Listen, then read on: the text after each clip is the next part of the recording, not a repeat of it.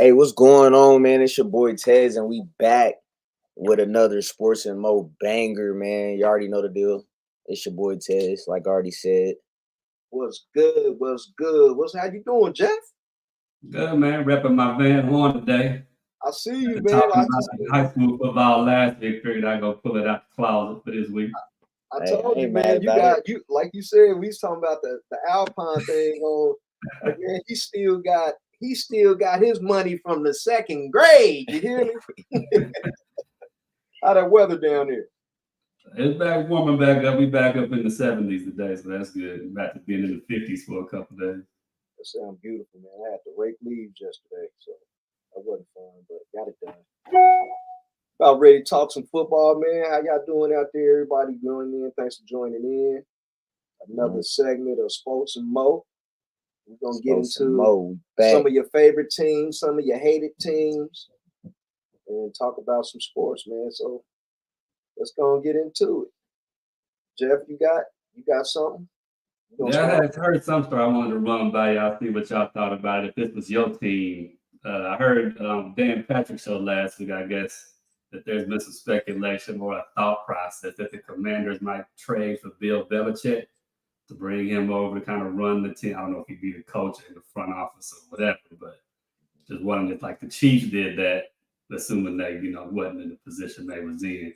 How would y'all feel about that? Would y'all be for that, or would y'all be like, nice? We league is past that. What he trying to bring to the table? If if this was the Chiefs team, not the Commanders, Well, if it, however you want to take it. I just figured since y'all Chiefs fans that the Chiefs was kind of like where the Commanders are right now. They got new ownership. They want to come put their stamp on things. Would you be on board with bringing in Bill Belichick to quote unquote correct the ship? man, Bill, in my opinion, Bill Belichick he's a Hall of Fame coach. We know he's going to the Hall of Fame. Would I bring him in if we didn't have Andy Reid, or if we was in the Commanders position? Well, the Commanders really they still not out of it. So if they're giving up on the team, so it sounds like Mike is trying to say that they're basically like their season is washed. They were sellers at the trade deadline, so they gave away what I felt like were two good picks in Montez Sweat and what's the other? Chase. Yeah, Chase Young. So I felt like they're sellers. So it's almost like they're giving up on the season and trying to go play or get ready for next draft. But if that was Kansas City, yeah, I'll take Bill Belichick. I mean, he's arguably one of the greatest head coaches in the history of the league. But would I want him? As coach, or would you want him as like your president, like your John Yeah, Elway of the Broncos after he retired? no, I wouldn't. If we was gonna bring him in as a head coach, yeah, I'll take him as a head coach. But he couldn't do both duties. He couldn't be a head coach and he couldn't be the GM because I think that's part of what his problem is right now. But if I, as a Chiefs fan, if we were sitting at what 3-5, I think that's what the Commanders are right now. Yeah, I mean, I'll bring him in if we didn't have Andy Reid. Okay, I guess the speculation is the new ownership of the Commanders. They want to hit the reset button, so there might be some coaching changes and all that stuff coming this offseason. So I guess that's where that thought process with Belichick. I think they got a potential. It seemed like they should give Eric Bieniemy a chance. I'm looking at Hal's numbers, and they're pretty similar to Mahomes. Just using him as the metric. They're pretty similar. Now, I'm not saying Hal is a Mahomes, but what I'm pointing out is that the enemy does have Hal trending in the right direction. That's basically what I'm saying. So, but is he an upgrade over Heineke that they had before? Heineke wasn't bad. I mean, he ain't gonna like win you the game necessarily. Right. He wasn't bad. He wasn't bad at all. I think I would have stuck with him. Me personally, I mean, with the right people in place, man, it just takes certain people to bring certain things out of certain people, I believe. And I think, with the right coordinator, he could have been a formidable quarterback for the NFL. But if I was the Washington Commanders, if that was my team, and in the position they was in, I would go with Eric Bieniemy if I was going to do something. I don't think Belichick. I think if Belichick was to get fired or somehow they moved him out of New England, I think he would probably be retired. I don't see him. It's hard to imagine him. Yeah, I just feel like it'll be hard for him to get a job. Yeah, I feel like everybody trying to go younger. I mean, I ain't gonna say everybody, but I mean, coaches is getting younger, and you know, I just he ain't really had the season he done been having since losing Tom Brady. He just I But don't don't know. seem like he connects very well to this younger generation of players. He don't connect well to anyone. I watch his interviews, and he's just poker face all the time. Like, so what do you think about If the you listen loss? to his players, they say he's funny, he's this, that, and the other. But yeah, when he talks to the media, I mean, he has no Yeah, personality. he's standoffish when it comes to the media. So he might be different in the locker room, and he might relate to players. But that Bill Belichick way that's his way. I don't know. I'm not a fan of it. He cheats a lot to me. But nah, I wouldn't do it. Now, you the same question. Like, if he was like, okay, with y'all situation, I guess we're moving. So I guess we can move on to the Raiders, and I'll let you handle that. But if that was, I wouldn't want him. you wouldn't. Nah. I mean, hell, we had his disciple. We just fired him on True. Halloween. So That's what we want to bring him in for? I mean, he's the coach we just fired. That's So I think part of the reason he got fired was because he didn't connect with the players and they weren't having any fun, which, we heard Brady and Gronk talk about not having any fun in New England. It's just business all the time. It's work, so that's, so now they got basketball goals in the locker room. They dancing before practice, so these people ain't feeling like they walking on eggshells now. So, I mean, so this is them down. This is the Raiders. Yeah, that's what the players are saying now. Now that McDaniels is gone. Now I think McDaniels was hired because Mark Davis thought he was going to come in and enhance the offense that we already had when we had Gruden left, when he was forced out based on the meme you posted the other day about the Raiders paying two coaches not to coach.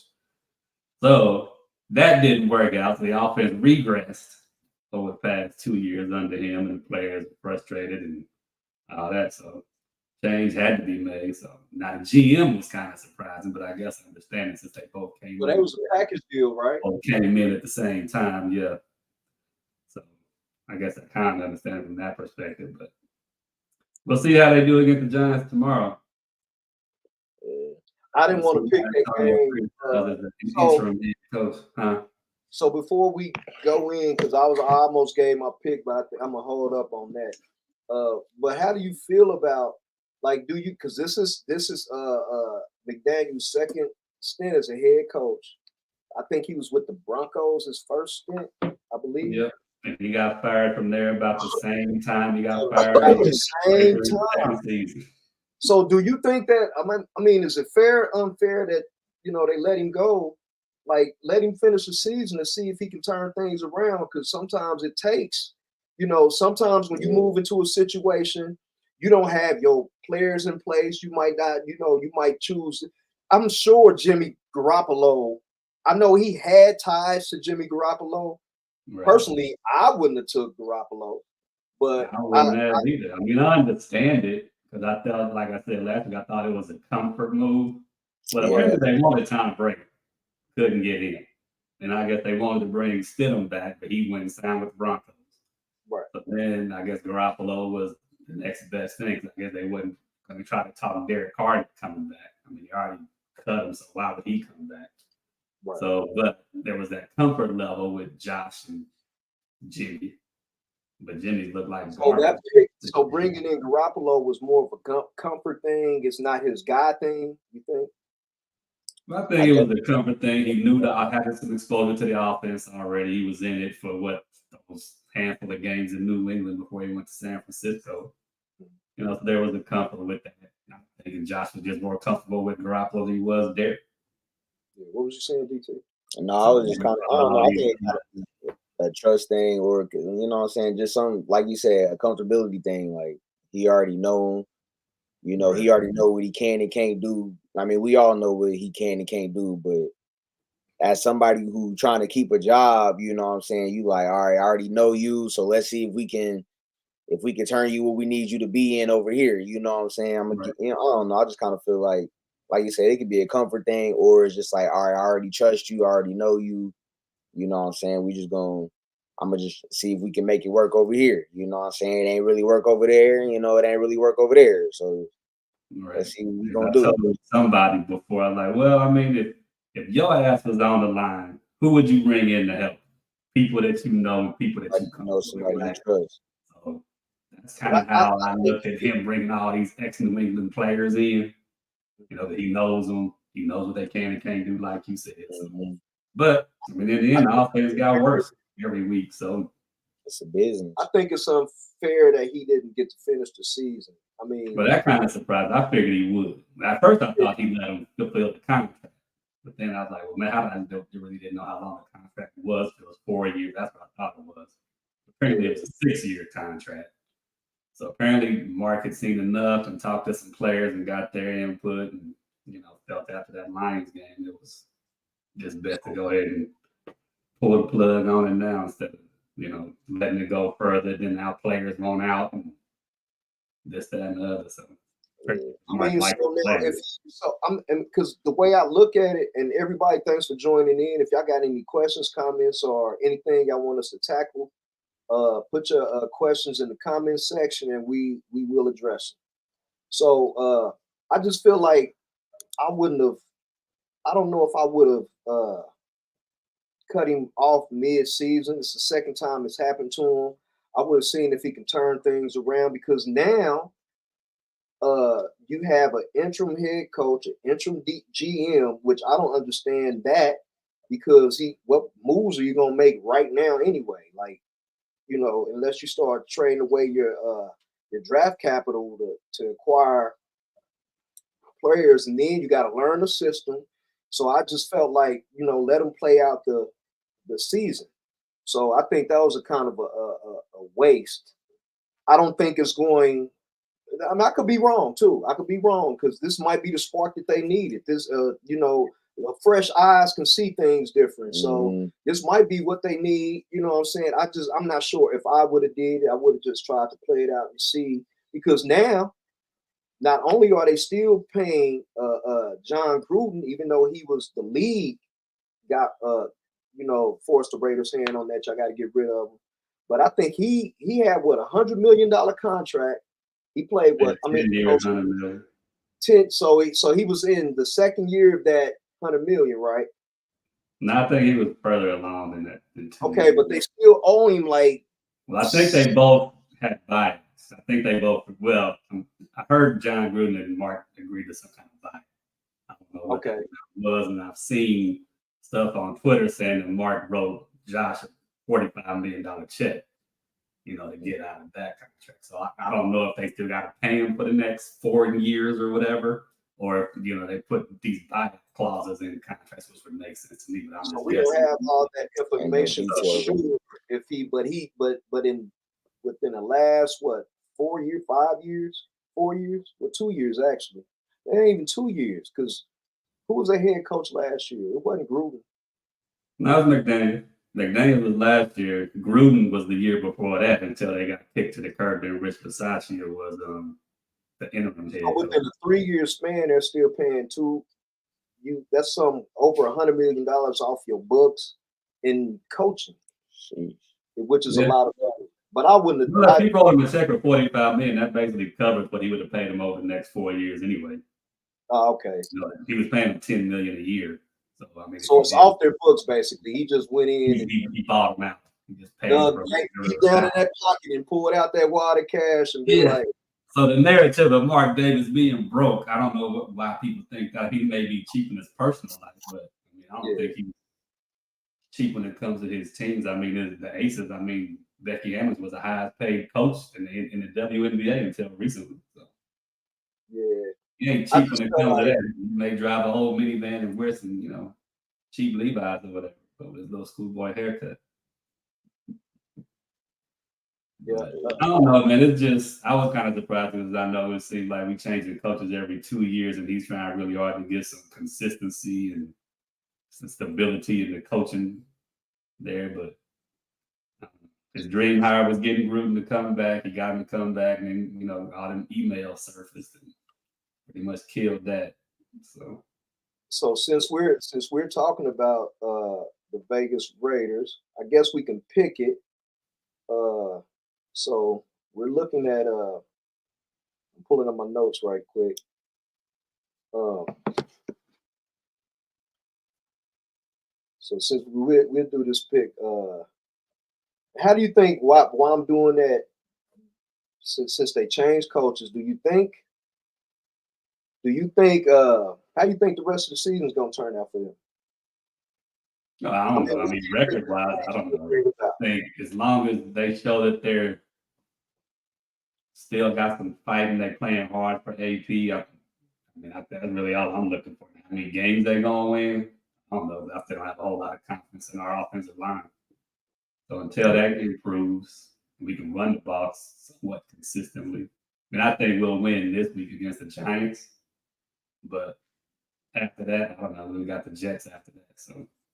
And see now, so I guess I'm gonna say my pick, and like I said before we got on air, that I wasn't gonna change my picks and I was gonna stick with them. But this game right here, it makes me want to change my picks. And of course, y'all know I picked against the Raiders, but I picked against them with the mindset of this game because I try to pick with objectivity and not be so biased. Of course, y'all know how I feel about the AFC West. I'm a Chiefs fan, and he's a Raiders fan. He probably feel the same way I feel about my team with his team. So, but my mindset, I picked against the Raiders, not because I didn't think they could win, because actually they're one game better than the Giants. I like Daboll as a coach. So my mindset was like, they didn't change in the middle of the season. You know what I'm saying? I don't know what they're gonna look like right now because y'all got a lot of good pieces, man. Y'all got good weapons. Y'all got, I like the running back. I like our running game situation. I like I wouldn't have traded away Darren Waller though. I know he probably stayed injured or whatever. Yeah, he hurt now.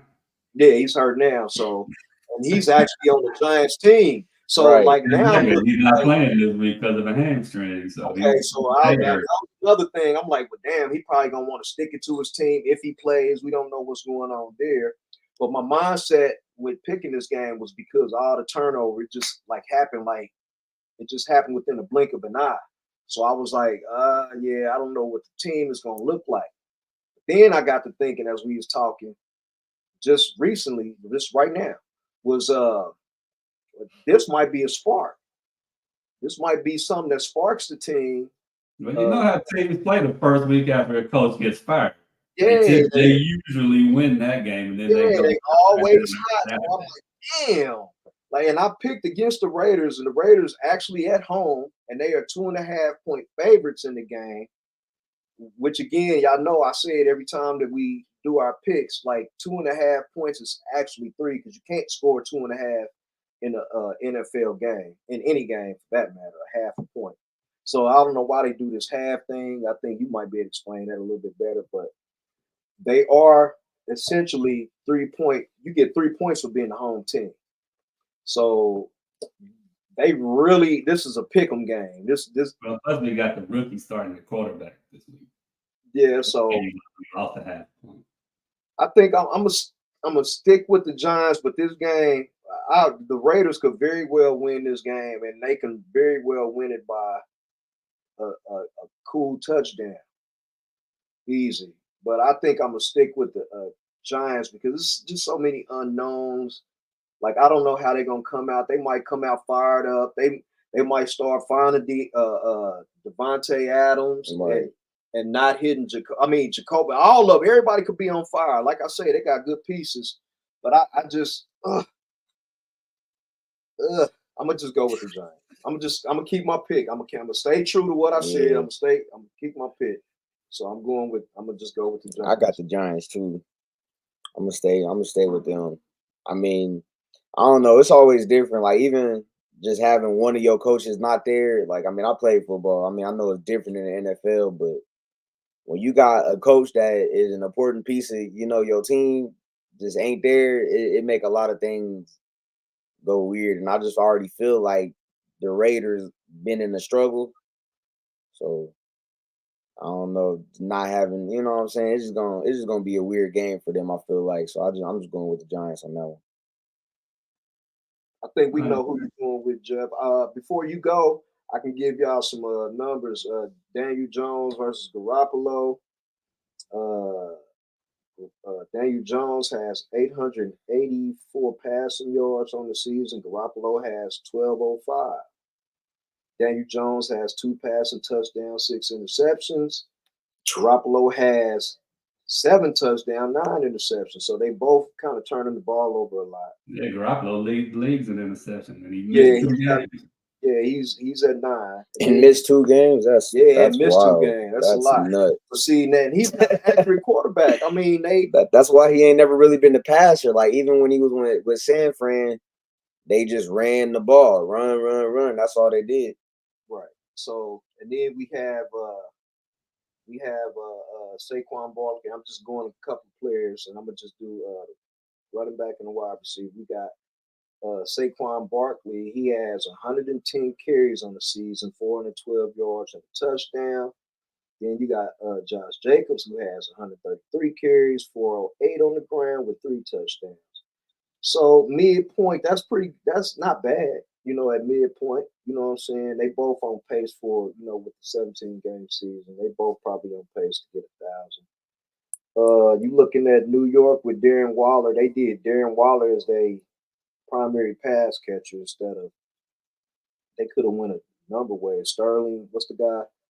I can't think his name. I don't know. They receivers be wishy-washy though. Yeah, but they got some pretty decent name. Well, I kind of feel like they receiving core is kind of like how the Chiefs receiving core is. Like we ain't really got no name brand outside, receivers right now, but we got a name brand tight end. You know what I'm saying? Outside of Kelsey. So you got 36 receiving, 36 yards. 36 catches from Darren Waller with 384 yards and a touchdown. You got 47 receptions from Devontae Adams with 539 yards and 3 touchdowns, which is surprising to me that I think he's complaining more about the wins and the losses, not him necessarily getting the ball, because I feel that he's on pace to get 1,000 still. Yeah, big games. He's it don't matter. 3 catches. So One the numbers should be better, but yeah, it's more about the wins and not scoring points. Yeah, we only scored over 20 points once, and that's because we got a safety that put us over 20. Yeah, but then I'm sure is coverage dictate who the ball goes to a lot of times, unless you just do one of those. He was double covered in Green Bay. Exactly. Quarterback was a hell of a lot better, but yeah. So there's ways to get around that with motion, line them up in different places, and but it just didn't seem like our offense had a whole lot of flexibility as far as creativity. Yeah. For the guy who's supposed to be the offensive genius in the league. Right. I don't know if that lack of trust in the protections or lack of trust in the quarterback. I don't know where it all that came from. I'm sure we know who you picking, but for the record, who you got, Jeff? I'm going with the Raiders this game. I think they'll win this game. Okay. Just based on all that, even though we got a new person calling the plays too, so new offensive coordinator, quarterback coach got promoted. So I think everybody will come out fired up, be on their P's and Q's or whatever, and they'll get this win and then go from there. Yeah, we gonna see. Well, I'm not mad at that pick. I understand. Like I was going back and forth on that, but like I said, I'm gonna stick with the pick. Plus, I think Leonard Williams not being there no more. I think that might help us too. Yeah. So it's 2. We got 2 Giants, 1 Raiders. So before we go into the rest of our picks, there was a Thursday night game. Tennessee Titans, they went up against the Pittsburgh Steelers. Pittsburgh Steelers was 3.5 points favorites, which is actually 4 points. How I look at it, 4-point favorites at home. Steelers was 5-3, 4-3 going into the game. Tennessee was 3-4 going into the game. And actually, Tennessee had them on the ropes up until I think the fourth quarter, almost the last 4 minutes of the game. I think we might have that for you guys. So we'll go to that game real quick and let y'all see some of the highlights real quick. And I got a question for y'all. Do y'all think the Steelers are overachieving? Yes.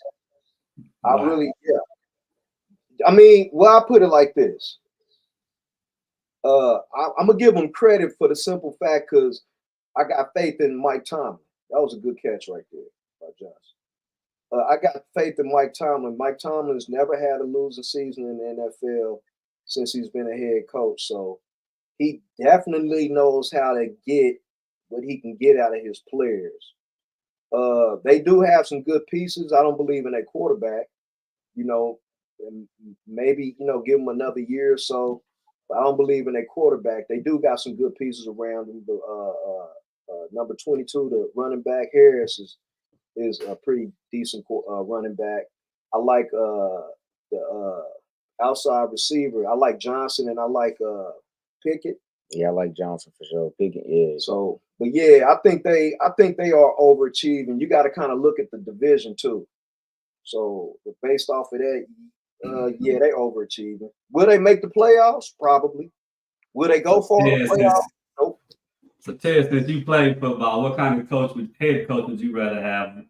Like a leader / motivator who ain't an X and O's X genius, or would you rather have an X and O's genius as your head coach, offensive or defense? So, what class would you put Andy Reid in? Creative. I would put him into the offensive guru coach category. That's more what so than like the Campbells and your Tomlins and your John Harbaughs, who are more like I'm gonna run. I'm gonna be the captain, and I'm gonna have my coordinators. You do the offense, you do the defense, and I'm gonna keep everything in order. I mean, they oversee everything, I'm sure, and know what's going on and everything. But I think they let the coordinators be coordinators and run up that side of the ball, and like Andy Reid probably runs the offense and let the defensive coordinator do the defense, or like Dallas is coach. He probably runs the offense and does the defense, but the offensive coordinator is more like a quarterback coach. So I guess I'm curious, as Ted, since you played football, whatever, would you have a preference as your head coach? It ain't really I really, as long as my coach know what he's talking about, like for the most part, then I'm cool with it. But like me, I'd rather have a person that's good with the X and the O's, you know what I'm saying? You know how to finesse defenses, like as an offensive coach. I'm sorry, did they throw the flag on this play? Oh yeah, yeah.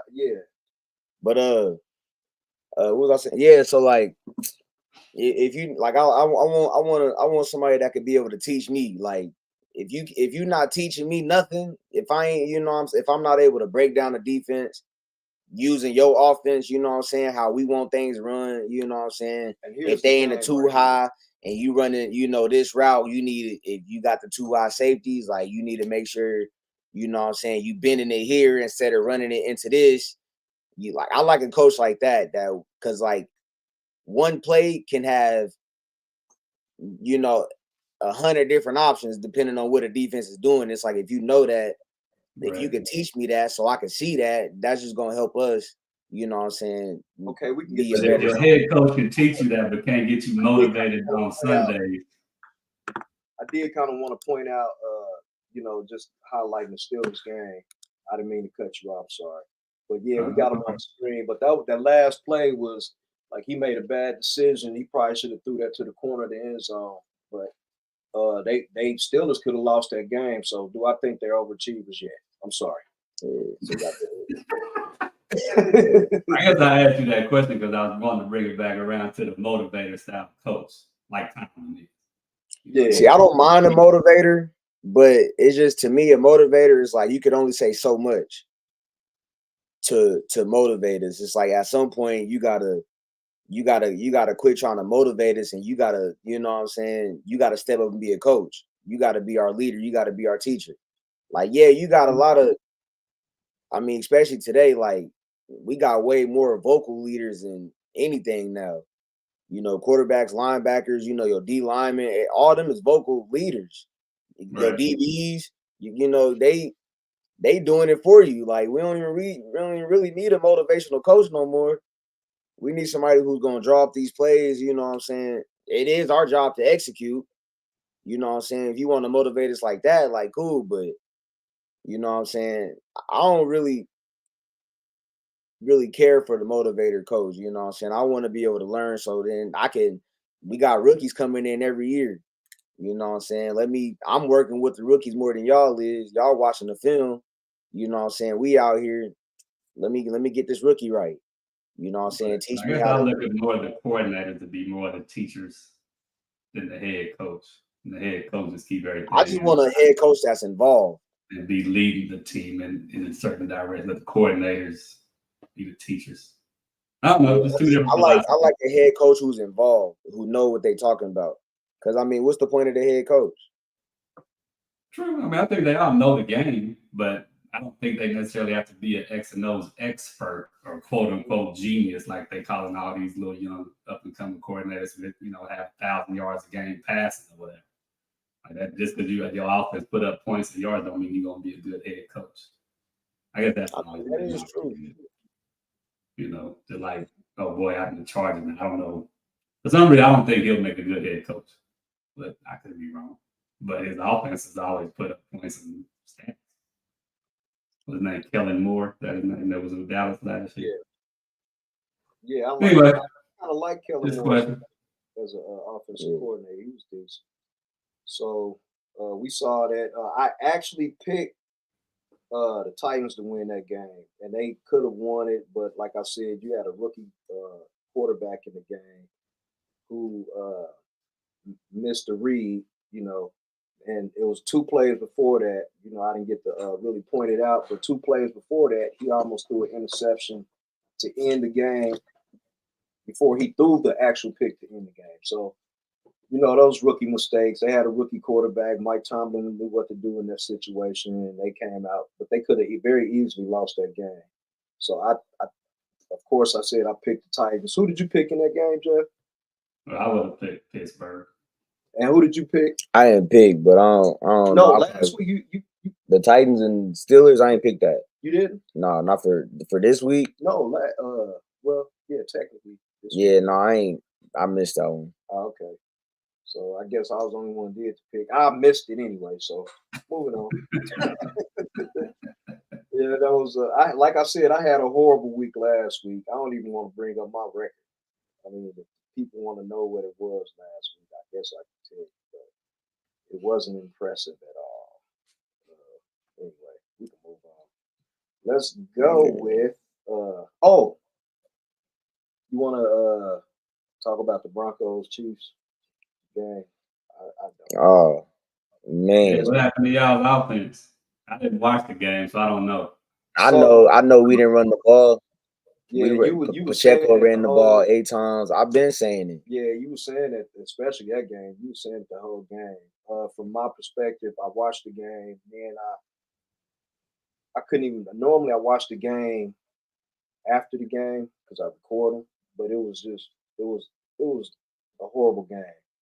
And first of all, I don't want to make no excuse, but Patrick Mahomes had the flu, and we all. Because Taylor wasn't there.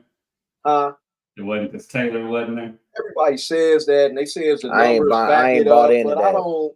Yeah, I don't, because they were winning. They was winning Super Bowls before Taylor, got there. So we, if they want to use that, everybody gonna get out. Everybody wants to bring that up, but she wasn't there, and they lost, and they look bad. But I think it was a number of things. First of all, they're playing in Denver. Everybody know how tough it is to play in Denver with the altitude. The altitude is out of control, and it was already cold, and it was getting colder. It was snowing.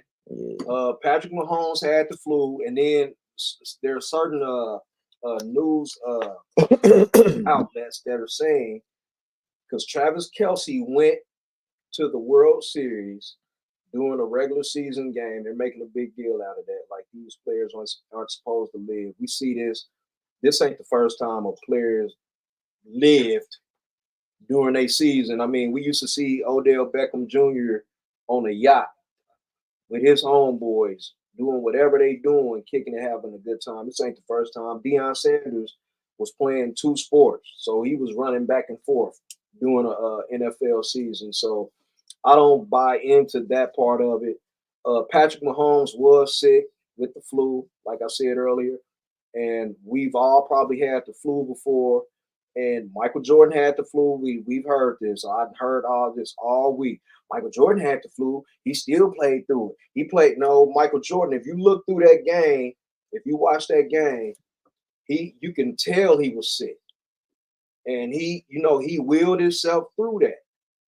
Everybody's not built like Michael Jordan. And Pat, he had some unusual turnovers, which I don't think is going to happen. But when you're playing sick, man, like when I'm sick, I don't want to do nothing. It's hard to do anything because your body just don't have what the interceptions were they on him or were they drop passes, tip passes, or trying to force it in there?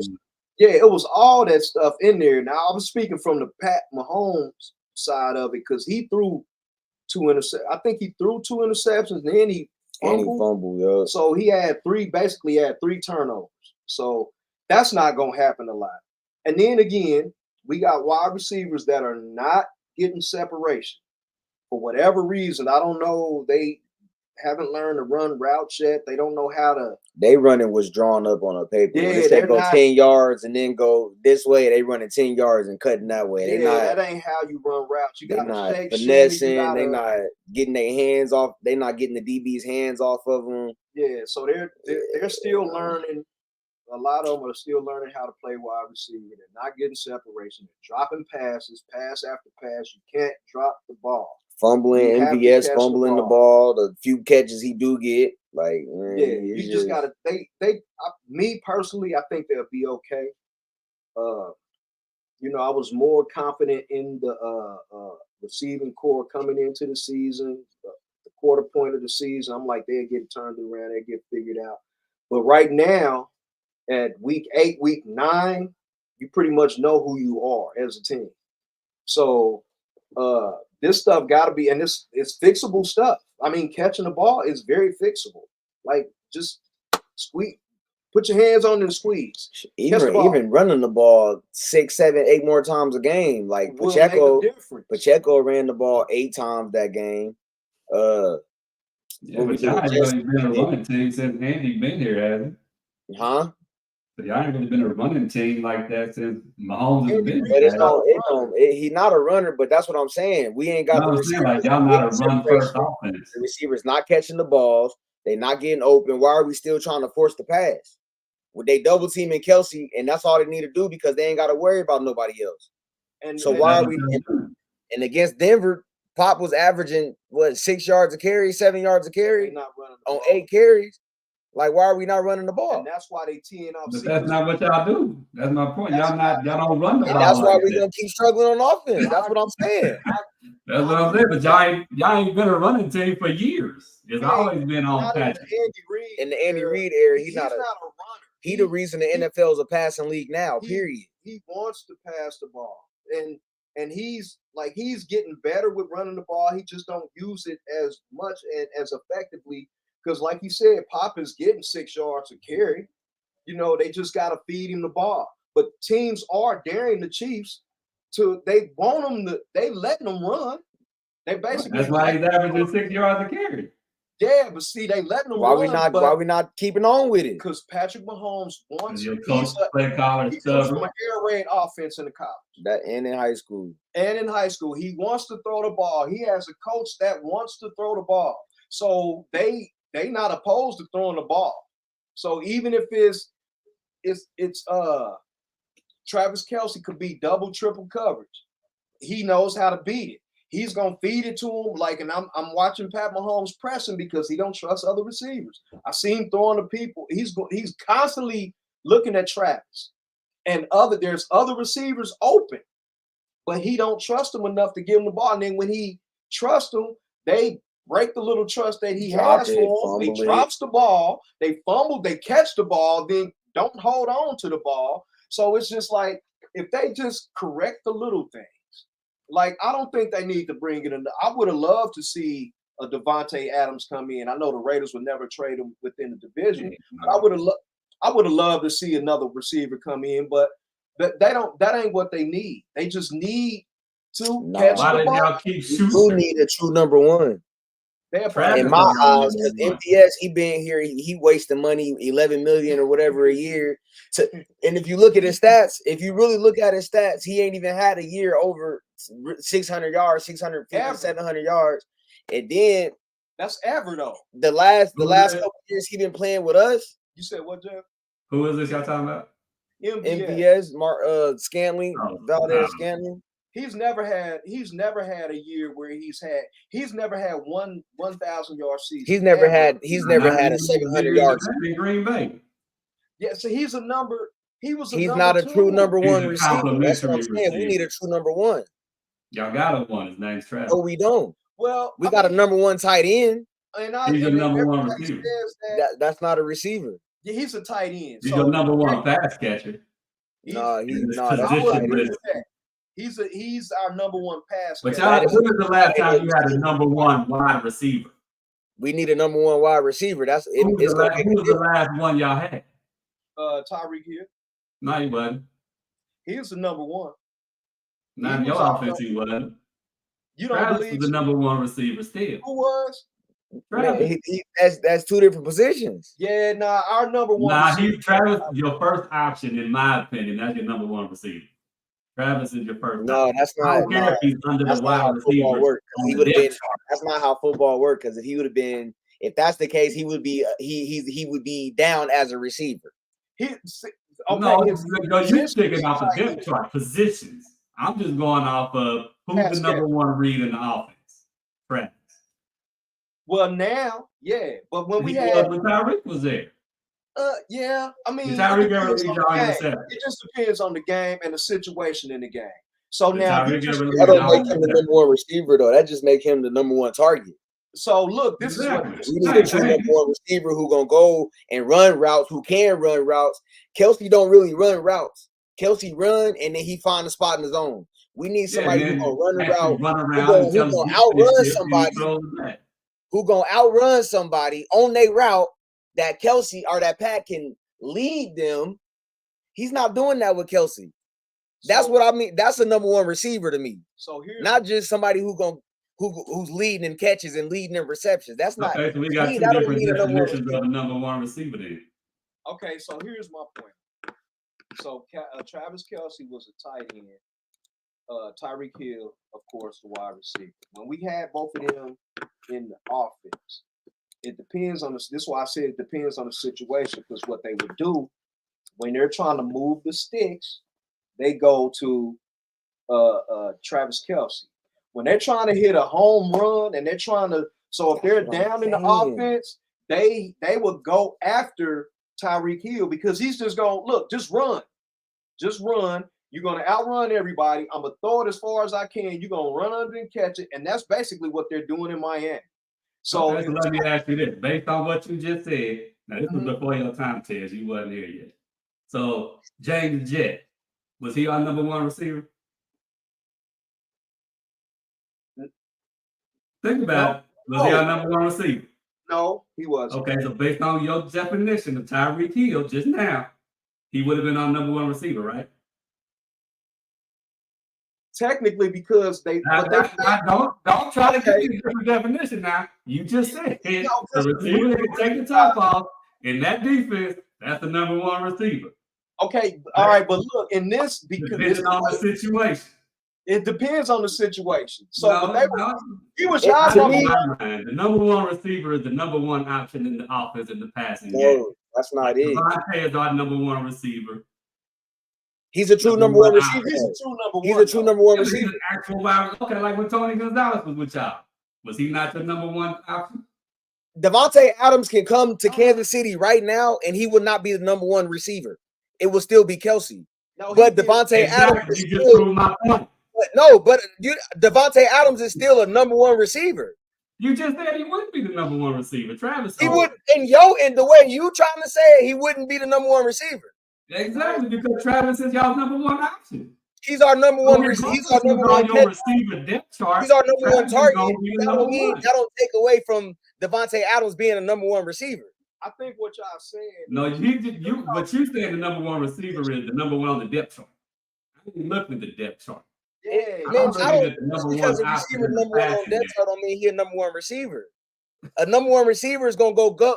When I think of a number one receiver, I'm thinking of a person who's gonna go up there, get the jump balls.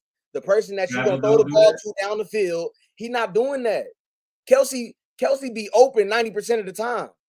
But could he do that if they had the number one option? He's the number one option. He's not the number one receiver that I'm talking about. So he's talking about. So that's what I'm saying. We got two different definitions of what a number one receiver is. That's where y'all disagreeing that because y'all got two different definitions of what y'all talking about. I'm looking at the number one receiver as the number one option. You look at the number one receiver as the receiver. Yes, I can agree with that. But he's a tight end by position. But I don't care. I don't care if we had Jamar Chase. I don't care if we had Jay Jettas. You said what, Jeff? I didn't hear you. How often does he play in line and block? He doesn't. He's not. How much do we run? He's not a blocking tight end. So he's more of a pass catcher. How much do we run the ball for him to be able to block? He only blocks 8 times a game. Huh? He only blocked 8 times a game. Most of the time. Exactly. Most so of the time. I don't, under the depth chart as tight end don't mean he's like a true tight end. He's more of a receiver. No, he's a tight end because he lines up in the tight end. He lines up at 3-point stands. Wait a minute. He lines up all over. Now I will say like we use Darren Waller to create mismatches. So he technically, I understand what both of y'all saying. Y'all speaking from different point of views. Because you just got different definitions. That's all. You're speaking of his position, and you're speaking of like target share. So target wise, he is the number one. I don't want to say receiver because he's a tight end because I don't want to confuse it. But he's the number one. He's our number one option to throw the ball to. Yeah, in the passing game, he's the number one option. But I don't care if you bring Jay Jettas in. I don't care if you bring Jamar Chase in. I don't care who you bring in. If they playing with Kelsey, Kelsey's gonna be the number one target 100%. Exactly. So why would you spend a bunch of money on a quote unquote number one wide receiver? I'm saying it's wasteful. He need to go. No, who's the number one wide receiver? MVS. Yeah, but he plays his role. Yeah, he's a role player. That's what. Listen, just like Schuster was before y'all left. He don't even average targets a game. Okay, let me ask you this. Now let's just. But if he's the second or third option, what is the number one receiver gonna get open? Okay, let's speak from last year. We didn't have a number one receiver last year. Juju. No, he was a receiver. He was supposed to be our number one. What he did was, see, this is what happened. Not MVS. Juju took the pressure off of Kelsey. So they had another pass option. So if you double Kelsey, then chances are Juju knew how to get open, even though Kelsey was the number one option. When they take away your number one option, then who are they going to lean on? Last year, it was Juju. This year, it seems to be Rashid Rice, but they're inconsistent with catching the balls. So I understand where you're coming from when you say that we need a number one receiver. And I don't think we need a number one. I just think we need a viable receiver that can take the pressure off of Kelsey. That can catch the ball. Yeah, somebody that can catch the ball. It's a serviceable wide receiver. Y'all not gonna bring no big name receivers. He's not worried about having a number one wide receiver. He don't go after the prototypical wide receivers, the tall, the 6'1", 6'2", 6'3" guys. He normally don't go after that. He likes shorter, faster guys. That's what he normally gets. That's why they bring Hardman back. That's why they drafted McCall Hardman. That's why they bring him back. They brought him back because he knows the offense. So did he play last week? He played last week, but he had a couple crucial. He had a crucial part in the turnover too. So because you can easily say he lost the game to Denver because it was a lot more than when they kick the ball and the ball goes inside between the 10-yard line and the end zone, you let it go. He tried to play hero ball, took his eyes off the ball, fumbled it, and then you gave him a short field. Denver's in that game. See, the Chiefs really beat themselves, and it's not a big deal. Chiefs have a game like this all the time, every year. We did with the Colts. We did it again with oh my God, a year ago. Not the Colts was last year. The year before that, was it Texas or Jacksonville? I can't remember. We had a game. It might have been the Raiders. It was the Texans. Yeah, when we went down to Texas, we almost lost. Yeah, and then we had a game where like it might have been Tennessee, it might have been Raiders. They had 3 tries. They gave them like 3 or 4 tries at the goal line to score the touchdown. They have Michael Crabtree. But I'm saying all that to say this. We have a game like this every year with Patrick Mahomes since he's been in the league. We had one of these games. It was a horrible game. The offense, and it wasn't the offense. They were moving the ball up and down the field. They just get down there in the red zone and make a mistake. Drop the ball. Can't punch it in. Trying to get too cute. It was just a whole lot of things. They were in Denver. It's cold as hell. It was snowing earlier. Your quarterback is sick. The guys ain't catching the ball. If they catch the ball, they drop.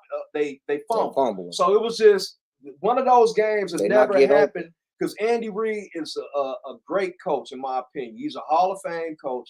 He knows how to get the best out of his players. He wants these players to show who they are, show their personality. So he coaches loose. I think they do miss Eric Bieniemy a little bit because he was the hard-nosed coach that was the firm guy. Like, he held everybody accountable. For sure. So I think they missed that aspect because Andy Reid puts all the blame on him in the media. I'm not sure how he is in the locker room. But I know don't do that. Yeah, so he takes the blame a lot. So these guys will be fine. No, we don't need anything else. We got everything we need. I ain't seen these signs. I ain't seen our players play like this. But he's probably chewing them out in the locker room. We don't see that. And I appreciate that because it allows a player not to go out here and you want a coach that's going to go to bat for you. Yeah, so play on the bus. Yeah. So last week it was just everybody had a bad day. Yeah, they had a bad game, and I think it was more amplified because we didn't beat these guys 16 times straight. And then when you lose to a team, up to this point. So, and then when you lose to a team like this, you feel like damn, the better team got beat by a team that was more hungry. That's how I see it. Mm-hmm. Look. Every time I walk down this street, this bully taking my lunch money. I'm tired of it. And he took my lunch money every day this school year. But that last day of school, he not getting my lunch money this time. I know he coming. I know where he's coming from. Here come Debo walking down the street. And at this point, I'm tired of Debo. So I picked up a brick, a trash can, or whatever I had to hit Debo ass with. That's what I hit him with. And that's what happened. And I think the Chiefs kind of went in there knowing that they won 16 games in a row and kind of overlooked them. Like this Denver, we'll do what we normally do. Divisional. And, man was sick. I got the flu, but I can be okay. Probably should have sat out, which I think Mahomes gives us the best chance to win, and he's a competitor. He's not going to sit out. It was just a number of things. I think they overlooked them. They made a lot of mistakes. Denver went in there with the mindset from the gate that they not taking our lunch money today. And that's what happened. And they lost. I'm over that game. You will never see another game where Patrick Mahomes don't throw at least one touch or run one. You ain't gonna see that no more. You ain't gonna see him turn over the ball 3 times, 2 interceptions, and you can probably hand count the number of times that he's had multiple 2 game or more turnover game. So that's not going to happen a whole lot. And with that said, since we're talking about the game, the Chiefs are 2.5-point favorites, which is ultimately 3 points. Of course, I'm going with the Chiefs because of Tyreek Hill. I'm sick of you. You talk too much. You didn't want to be here. And don't get me wrong, I love Tyreek. It hurted me when they traded. I was sick. I didn't want that to happen because he was a big part of our offense. He took the top off. Tyreek Hill, you can throw him a 2-yard pass and he'd run it 80 yards. Easy. So we missed that production. But again, we won a Super Bowl without him. So we can win another one without him. But he's been talking ever since he left here You know, he can't keep the Chiefs' name out of his mouth. He got a little podcast, and I'm talking about. I think every episode he done said Kansas City. So I'm just kind of tired of him talking. And he said Kansas City's gonna get this work tomorrow morning. I'm up at 6:30 waiting on that game. So I've been waiting on that game all week. I'm picking the Chiefs, of course. I think it's gonna be a shootout. I think this is the game where you're gonna see a lot of players. They know they got to step up. MBS know he's got to step up. Rice know his last name is Rice. You cannot be a wide receiver with the last name Rice and not be a good receiver. Like that just don't even sound right. You know, so these guys know they got to step up. They know they got to catch the ball. They know this is a big game because this game right here is going to determine the 1 seed. I know basically. Yeah, so this game is a big game. I think it's going to mean a lot. Andy Reid, he's and this is almost a must-win game for the Dolphins because they got the Bills right on their tails too. So this is a stretch of their season where they're gonna go through, and we know the record. We said the record last week what they did against losing teams, what they doing against winning teams. So this is one of those games where Miami feel like it's going to be a must-win because y'all ain't beat nobody. Y'all haven't beat. That's the narrative. There's the narrative. Y'all beat up. Y'all jump on these teams that have losing records. What can y'all do against the winning teams? Because so far this year, y'all 0-2 against winning teams with a winning record. So this is going to be a big game on so many levels. Of course, I'm picking the Chiefs. It's going to be a high score. I'm looking at somewhere maybe 35, 33, 32, something like that. So Kansas City wins. Who y'all got? I definitely got Kansas City going. I just think our defense is going to be the reason we're going to win this game. Like, as much as people want to keep saying, oh, they got Tyreek, they got Waddle, they got all this speed. I don't know. I still think we got the number 1 and number 2 corner in the league right now, and McDuffie and Sneed. So we got a lot of injured linebackers too. Our linebackers are hurt, but I mean, I don't know. I just think our defense with our D line, our secondary, you know, we don't know if Willie Gay gonna play or not. He's gonna play. He's so you know, I mean, that's cool right there. We still got Tranquil. Only person we're really missing is Nick Bolden, our linebacker core. I mean, that's a lot. But at the end of the day, I still feel like our defense, we done stepped up before. We done stepped up without having Chris Jones. Like, we done stepped up, you know, a few times, even when Nick Bolton was playing. Like, we done have some people step up. And that defensive line is looking a lot better. So defensive line is going to be, they might be the difference maker. They're going to get the Tua a few times, I feel like. And with that pressure coming up the middle, Tua's not going to be able to. He's going to have he's short, so he's going to have to get that ball off fast. And and the Chiefs, what they're good at on the defensive line is the pass rush can get home, but when they don't get home, they're able to get them hands up. And he's short, so it's going to be hard for him. So I think it's going to be a long day. I think the Chiefs, Miami Dolphins is going to have to use a speed, not in the way that they want to. They want to bombs away. And I don't like the Chiefs used to do when they had Tyreek Hill. I don't think they're going to be able to do that as much. They're going to have to pick their spots when they do that, but I think they're going to have to use their speed, like dumping it off and then let their playmakers make plays. And I think we got the defense that can go sideline to sideline to kind of neutralize that a little bit. But I still think it's going to be a high score. Who you got, Jeff? I'm going with Miami. Yep. I think Mike McDaniel to steal and to keep y'all defense off guard, off kilter. Yeah. And I like the coaching matchup, and I just think experience is going to help in this game. If we run the ball, if Kansas City run the ball, a balanced attack. They ain't even got to be super balanced. We got to run the ball more than 8 times. Yeah. And then, I mean, we ran the ball, I think it was 12 times, 13 times, and 3 of those was Mahomes scrambling. You know, he looking for a pass and just like, all right, fuck it, I'm about to go get the first down real quick. So it's like, you know what I'm saying?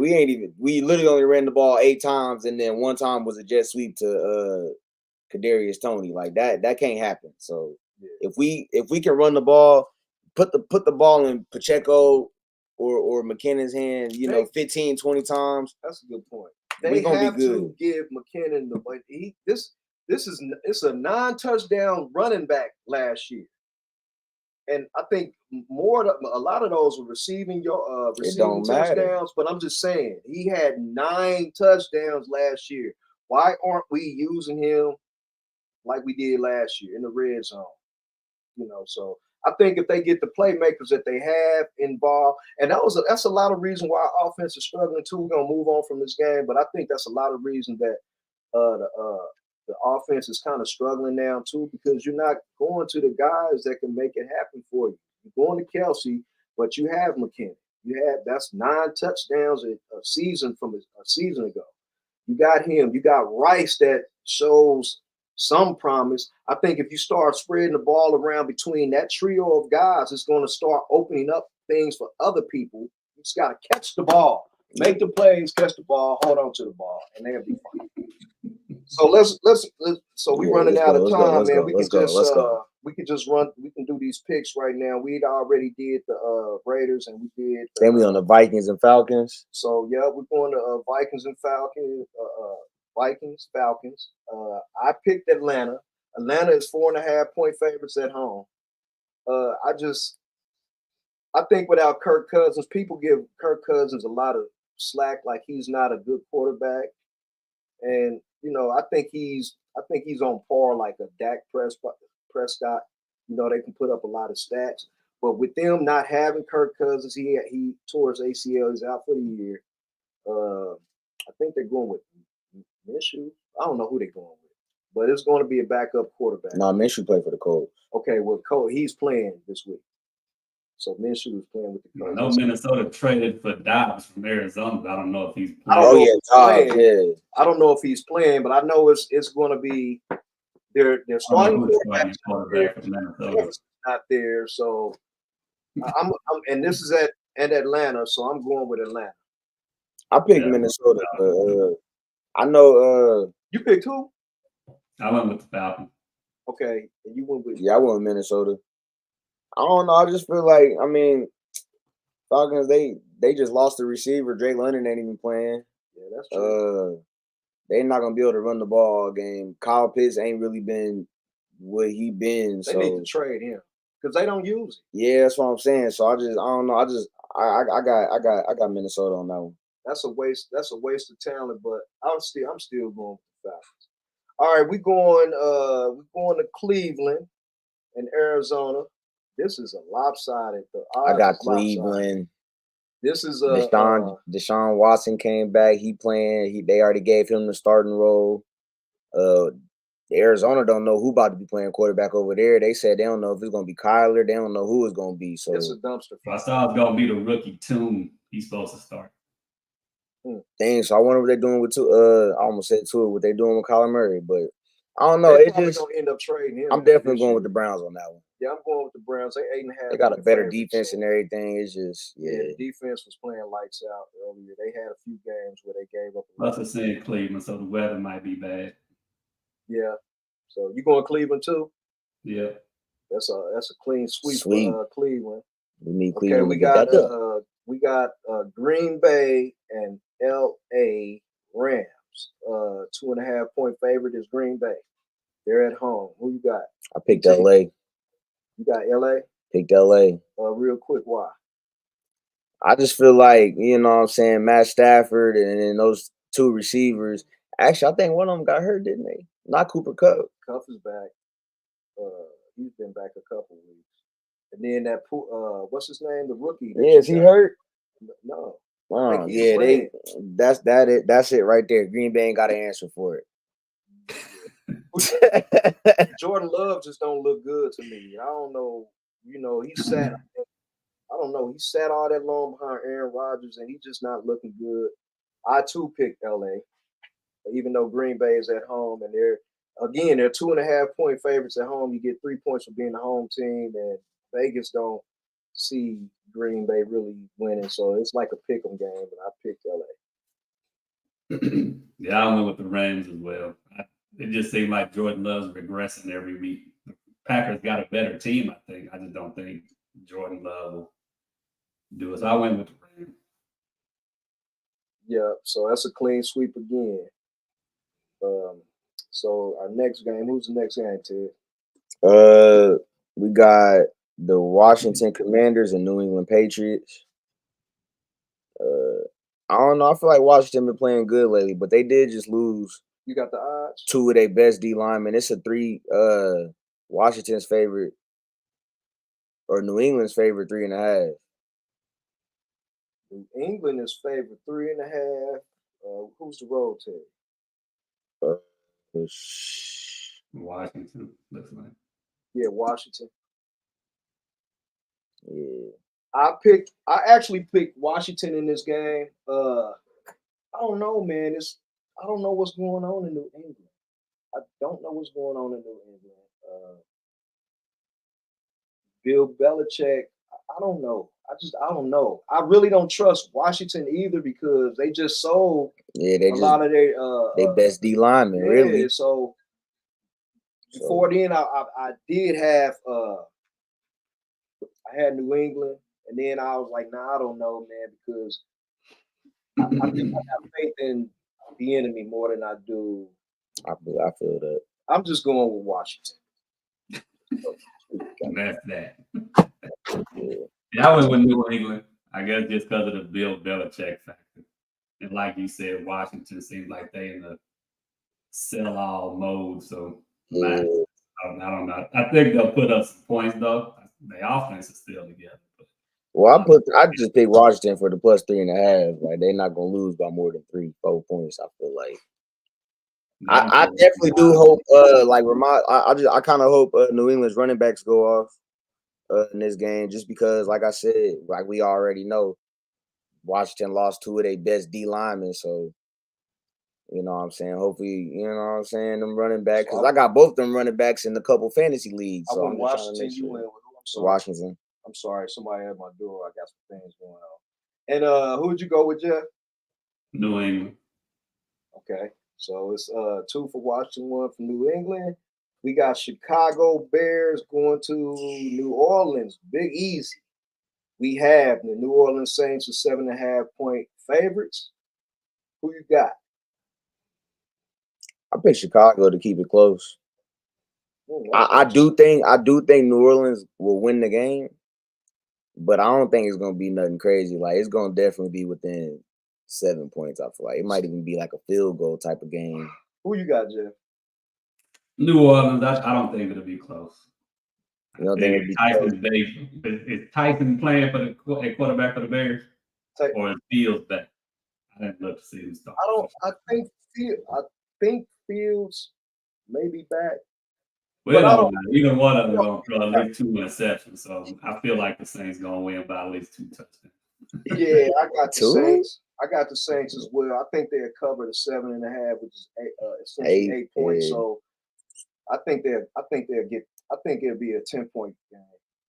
I just don't, and don't get me wrong, man. The Bears they got some nice little pieces too, but I mean, they can't put it together. I don't know what's going on with them either. At first it was Fields, and then he got hurt, and I don't know what's going on in Chicago. So, and I want to pick Chicago. Shout out to my family in Chicago. I love y'all. Shout out, let's go. But yeah, man. I got the Saints in this one. We're going to Seattle. We got Seattle Seahawks going down to BMO, Baltimore. Baltimore Ravens 5.5-point favorites. They bring a 6-2 record, tied for the best record in the NFL. Who y'all got? I had the Ravens. Yep, Baltimore. So I guess I got some explaining to do, Lucy, because I picked Seattle, and I said I wasn't gonna change my picks, and I feel like this is gonna be a good game. I think it's going to be a good one for sure. And while I do think Baltimore will win the game, I don't think it's going to be 6 points. I think it's going to be a 3-point game. I think it's going to be real close. Like, I think it's going to be closer than the 6 points or 5.5 points, 6 points. So for that reason, I went with Seattle. I could be wrong because Baltimore, they are playing well. So is Seattle. So it comes down to which quarterback do you trust? I think Geno is a good quarterback. you know, he was a backup, and somewhere along the line he turned it all around. And we know what Lamar Jackson is. We know what kind of problem he is. He's passing the ball a whole lot better, and just for that reason, uh, I believe Baltimore will win the game, but I pick Seattle. So moving on to Tampa Bay Buccaneers versus the Houston Texans. Houston Texans are the home team, 2.5-point favorites. Again, that's one of them pick'em games that Vegas believe in. I'm going with the Buccaneers. That's who I picked. It's one of them games where you just don't know what it's going to be. So I just went with. I just like Mike Evans. He's a pretty slick veteran. I like Good Goodwin Godwin. I'm sorry. He's a great receiver. Now, Texas, they're an up and coming team. I think they'll put it together. They started out kind of fast and they kind of cooled off, but I'm gonna go with Tampa Bay in this. Yeah, I picked Tampa. I just feel like I don't know, man. I ain't really been watching too much on either one of them teams. I just feel like Tampa they got better receivers right now. They just a older, more veteran team than the Texans right now. Texans got a young quarterback who, he ain't doing bad, but they just ain't got the receivers right now that's, what I'm saying, stepping up, making those plays that need to be made. Yeah, I went with Tampa too, just based on the experience factor. Mm-hmm. So that's an upset alert. Too bad I can't hit my sounds, man. We having technical glitches earlier. We have everything set up right. There we go. There we go. But that was a clean sweep. That's the upset. That's the upset of the day. So we're moving on. We got the Colts, Indianapolis Colts, going up against the Carolina Panthers, who got their first victory last week. They're 2.5-point underdogs at the crib. Going with the Colts. They don't have any faith in the Colts at all. I'm going with the Colts. Jeff, who you going with? Colts. I went the opposite way. And I said I didn't want to, because this is the game and I didn't wrestle with back and forth. I just feel like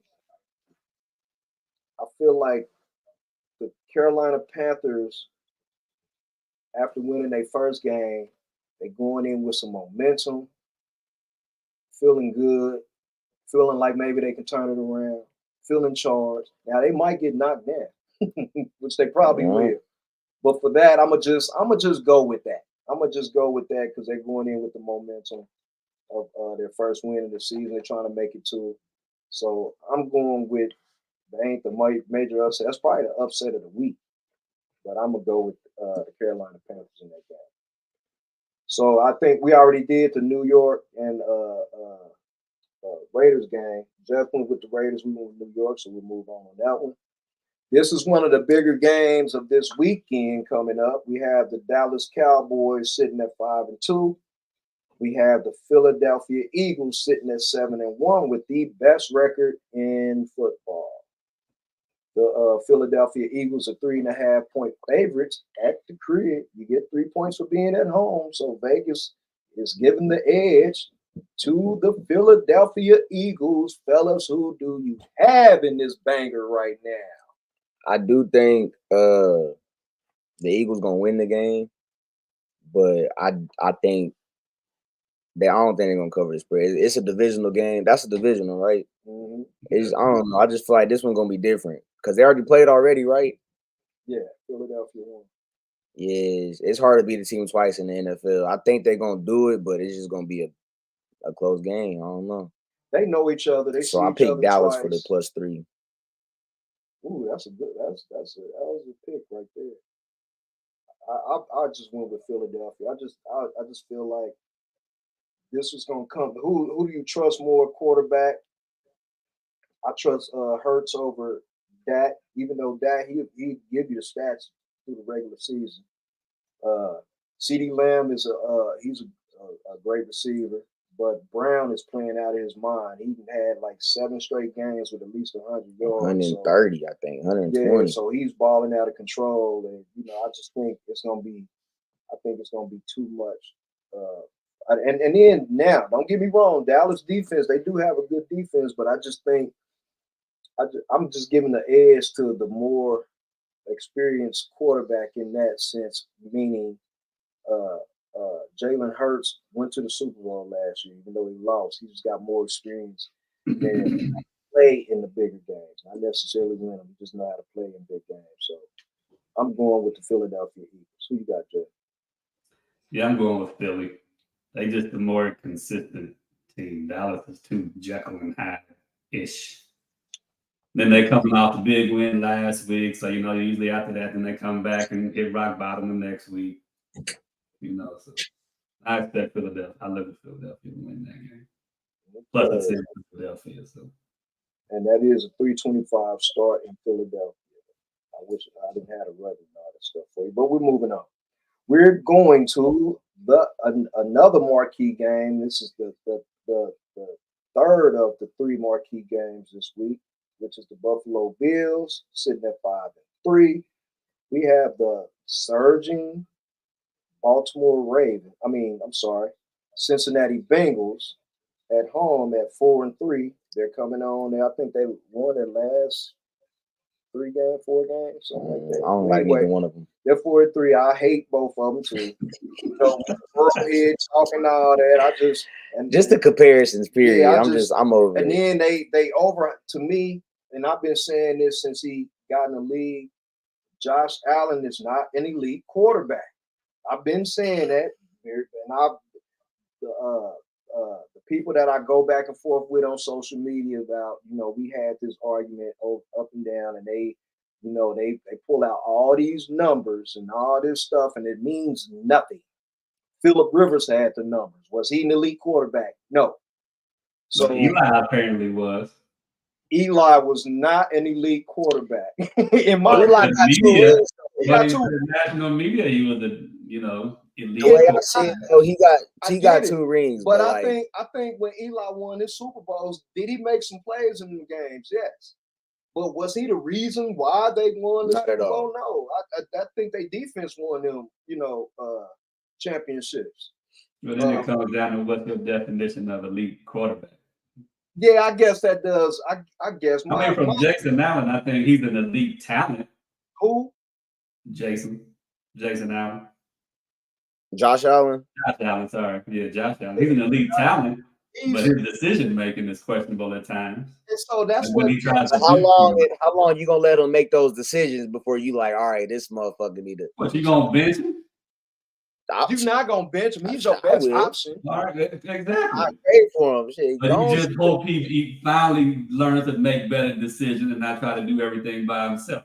Then he would probably be in the elite company. He got the numbers. He's got the strong arm. He's a big quarterback. He can run, but he's inconsistent. He will give you the ball. Like, he will turn it over. He's not elite. One game he's looking like he can be one of the best in the league, maybe top 2, 3 in the league. And then the very next week, he's looking like he's trash. Like, he's looking like I can't even pick a trash can. You know what I'm saying? Sometimes he has a little too much confidence in that arm. And then you try things that you shouldn't try. You want to play Superman. You want to put the cape on and cost your team. So, no, he's not an elite quarterback. But saying all that, I picked the Bills. I picked the Bills because this is one of those games where, again, Vegas they not sure. The odds are 2.5 points. You get 3 for being at home. So Vegas feels like this game can go either way. They both have outstanding talent all around them, running game. Even though Buffalo don't run the game as well as maybe Cincinnati does. Cincinnati do have 2 number 1 wide receivers. So they got and one's about to be a free agent, so he can come to Kansas City next year. Yeah. So give us a number 1 receiver. They have the talent. Both of these teams have talent. Both of these teams have talented head coaches that definitely know how to coach. I hate to do it. I hate to even pick this game, but since I got to pick one, I'm gonna pick the lesser of the 2 evils, which in my opinion would be Buffalo. You would think it'd be Cincinnati, although how you just talking about Josh. Yeah, but see, Cincinnati got that Burrowhead talk, and I didn't like that. I don't like that. Yeah. So and then we avenged that game, and then they always play us tough anyway. The last 4 games that we had against them, they're all been 3-point games, and we won one of them. So, it was just a Burrowhead talk. I can't pick Burrow, and I think the Josh Allen conversations of him being an elite quarterback are dead, at least for the They moment. did die down for sure. So yeah, they with both of them, Joe Burrow and Josh Allen. But he was hurt, so that's why they right back on his on his NUT. So for that reason, I'm just going with Buffalo. Pat did it while he was hurt, but yeah, I got Buffalo on that one, I guess. Who you got, Jeff? Matter of fact, they could tie for all I care. That's all. That would be ideal. I went with Cincinnati. They just playing better at the moment. They at home. Yeah, they Buffalo's injuries on defense, I think, is going to hurt them a little bit this game. But like you said, Josh is, he gets in his own way sometimes, trying to force stuff. Right to you. Since he may come up with a couple picks tomorrow. So I'm going with Cincinnati. Yeah. So it's 2-1 on that one. So the last game, which is the Monday night game, which is not that nobody's probably going to watch. But it ain't a good game. We have the LA Chargers against the New York Jets. Coast to coast. It's the East Coast, West Coast war.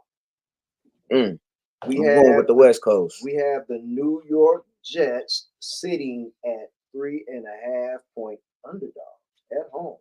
So Vegas don't believe in something about the Jets. Maybe it's the quarterback. I don't know. Coaching. I don't know. It ain't their defense. It's definitely the quarterback. But they definitely believe in the Chargers quarterback. And I don't believe in their head coach. Like, he makes some of the – he loses them a lot of games with all these analytics and all this, man, going forward on 4th down. Like I understand it in certain parts of the game, and I seen it work against the Chiefs. Actually, they went forward on it was a 4th down, and it was short yardage, but they was pinned up against the goal line, and they got it because I think they caught them off guard.